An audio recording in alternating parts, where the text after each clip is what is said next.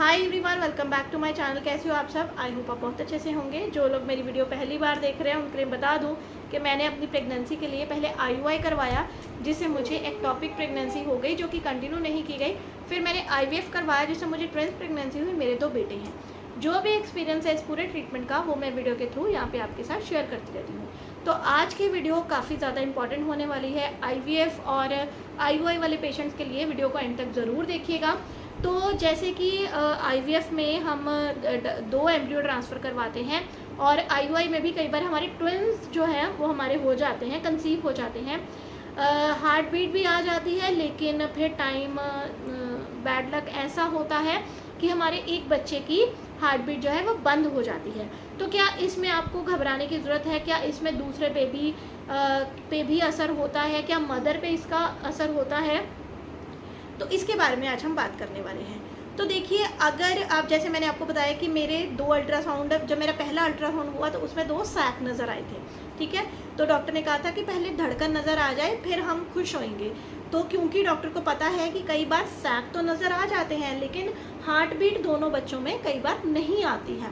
तो लेकिन मैंने जब दोबारा मेरा अल्ट्रासाउंड हुआ तो दोनों बच्चों में हार्ट बीट आ गई, ठीक है। लेकिन कई बार क्या होता है कि आपकी हार्ट बीट आने के बाद भी जो है एक बच्चे की धड़कन बंद हो जाती है। डॉक्टर कहते हैं कि अगर ये चीज़ अर्ली स्टेज पे होती है तो इतनी दिक्कत नहीं देती है। उसको जैसे वैनिश भी प्रेगनेंसी भी बोल देते हैं, तो वो खुद ही अंदर से रिमूव हो जाती है। डॉक्टर या फिर आपको कोई इंजेक्शन या दवाई कुछ ऐसे दे देते हैं जिससे वो दूसरा जो सैक है वो क्लियर हो जाता है।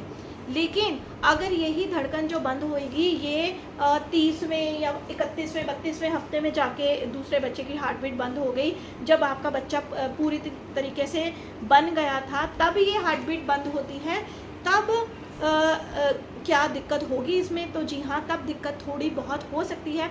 ये डिपेंड करता है कि जो बेबी है, जो ट्विंस हैं, वो कैसे ट्विंस हैं। क्या उनका प्लेसेंटा सेम है? कुछ ट्विंस होते हैं जिनका प्लेसेंटा अलग अलग होता है। इन दोनों का प्लेसेंटा अलग अलग था, है ना।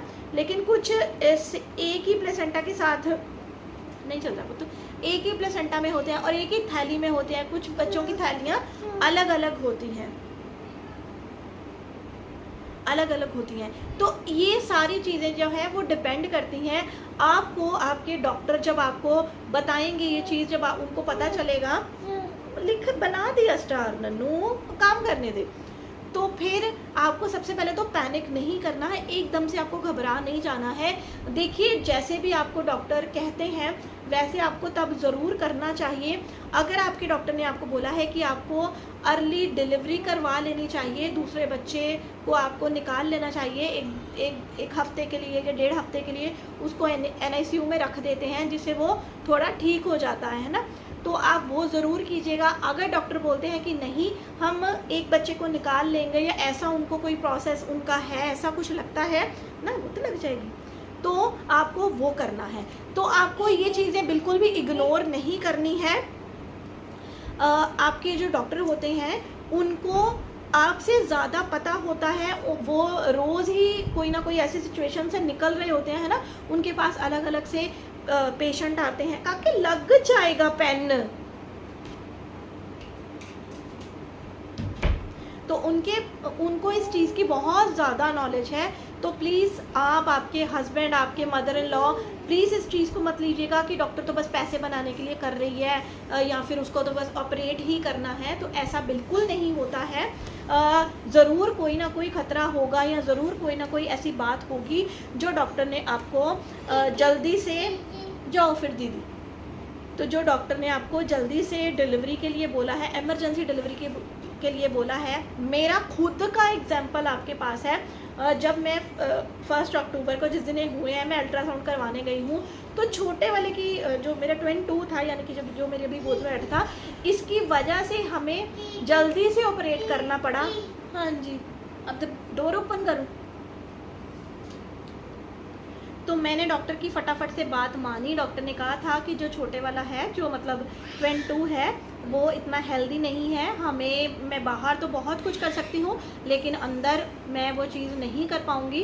तो इसलिए फटाफट से मैंने उसी टाइम, मतलब मेरी तो सुनी कि आई डॉक्टर ने, उन्होंने कहा मैं बच्चे निकाल रही हूँ। तो हमने भी कहा कि ठीक है डॉक्टर, आपको ज़्यादा पता है, हम मतलब नहीं। और बहुत यकीन मानिएगा उस टाइम पे बिल्कुल भी ऐसी मतलब हम इतने मेंटली प्रिपेयर नहीं थे कि हम ऑपरेट करवा पाएँ, लेकिन वो सिचुएशन ऐसी थी कि हम मतलब बिना उसके रह ही नहीं सकते थे। तो हमने डॉक्टर की मानी फटाफट से। जैसे मैंने आपने मेरी अभी थोड़ी देर पहले की वीडियोस अगर देखो तो मैंने अल्ट्रासाउंड पे, या फिर इससे पहले आ जाएगी या इससे बाद, मैंने अल्ट्रासाउंड पे दिखाया है कि जो मेरे बच्चे थे, एक तो 32वें, जो मेरा ट्विन 1 है वो 32वें हफ्ते में चल रहा था, और जो ट्विन 2 है वो उन्होंने खींच खाच के उसको 30 हफ्ते तक लाए हैं, लेकिन वो भी 30 पे था नहीं, 28वें हफ्ते पे वो चल रहा था। ठीक है, तो मैंने भी फटाफट से, मेरी डिलीवरी हुई है। बच्चे को बचाना बहुत ज़रूरी होता है, डॉक्टर के हाथ में होता है, उनको पता होता है। तो ये 10-12 दिन NICU में रहे हैं और टचवुड अब हेल्दी हैं, घर आ गए। तो डॉक्टर ने हमें भेज दिया कि अब इनको कोई प्रॉब्लम नहीं है, बस आपको इनकी एक्स्ट्रा केयर करनी होगी थोड़ी देर के लिए, 1 साल उन्होंने कहा एक्स्ट्रा केयर की ज़रूरत होती है। तो अगर आपकी कोई ऐसी सिचुएशन आई है तो ज़रूर डॉक्टर की सुने, और अगर आपको कुछ लगता भी है तो ऐसे आप कीजिए, आप किसी और डॉक्टर की भी सलाह ले सकते हैं। अगर आपको दोनों जगह सेम लग रहा है तो आप जल्दी से जो डॉक्टर आपको कह रहा है उस चीज़ पे, उस फैसले पे ज़रूर आइएगा। तो आई होप मेरी इस वीडियो से आपको हेल्प मिली है तो प्लीज़ इस वीडियो को शेयर ज़रूर करना। ऐसी और वीडियोस के लिए मेरे चैनल को सब्सक्राइब कर लें।